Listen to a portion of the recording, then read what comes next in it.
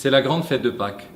Nous avons été saisis d'une grande tristesse, mais aussi d'admiration devant le sacrifice du colonel Arnaud Beltrame, assassiné à Trèbes.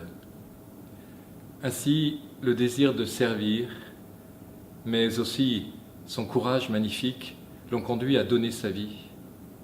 Chacun reçoit le choc et la beauté de son geste avec sa foi ou sa non-foi, dans les engagements qui sont les siens, de toute manière avec admiration et grande reconnaissance.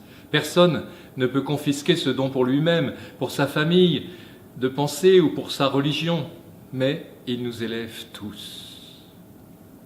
En annonçant la résurrection, saint Paul, l'apôtre, nous dit que Jésus est devenu pour nous comme le premier-né d'une multitude de frères. Nous croyons que Arnaud Beltrame est bien du côté de ce frère aîné, dans la lumière, dans le soleil de Pâques. Lui aussi, il est devenu comme un frère, un grand frère. Le Christ est ressuscité, la mort n'a plus de pouvoir sur lui. Tel est le grand message de Pâques. Sur la croix du Fils de Dieu, toute la haine du monde, toute la violence du monde est tenue en échec par le plus grand amour. Depuis le jour de la résurrection, c'est le bouche à oreille.